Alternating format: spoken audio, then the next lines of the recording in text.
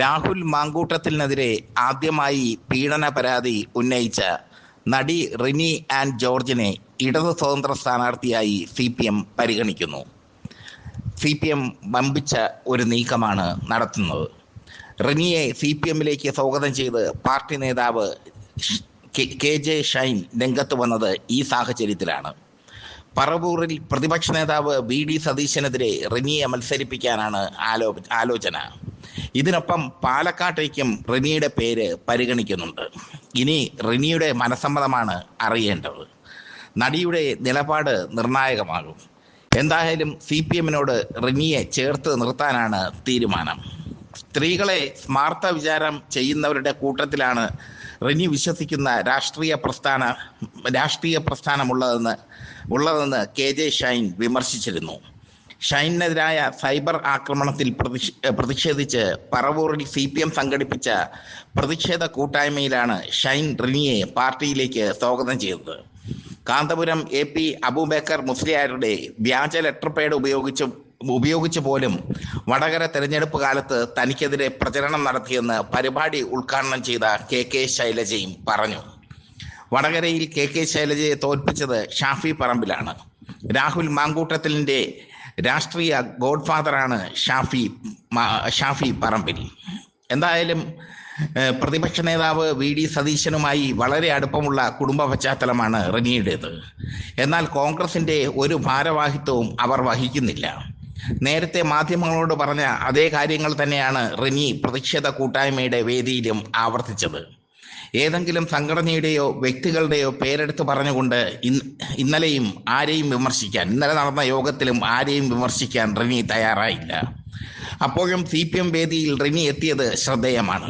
പെൺകരുത്ത് എന്ന പേരിൽ CPIM Paravur area കമ്മിറ്റിയുടെ നേതൃത്വത്തിലായിരുന്നു പരിപാടി.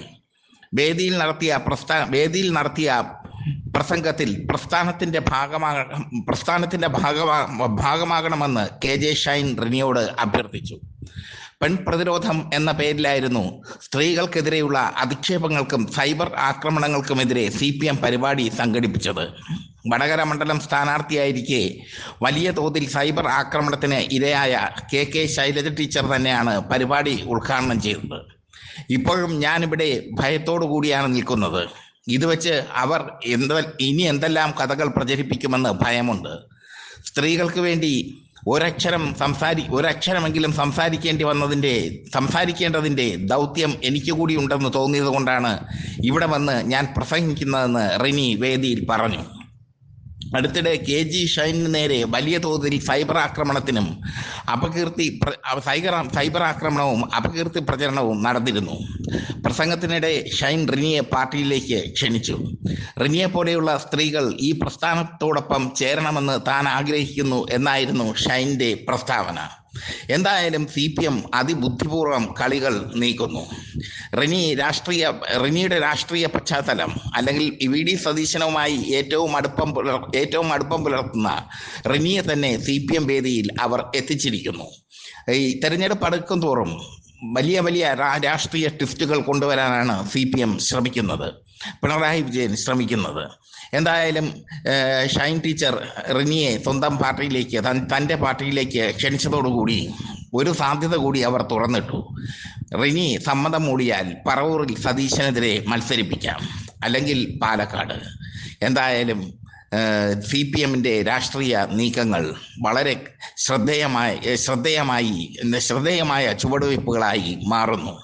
CPM വളരെ ശ്രദ്ധാപൂർവം ഓരോ കരുക്കളും നീക്കുന്നു. എന്തായാലും റിനി സതീശനെതിരെ മത്സരിക്കുമോ അതോ പാലക്കാട് മത്സരിക്കുമോ? കാത്തിരുന്ന് കാണാം.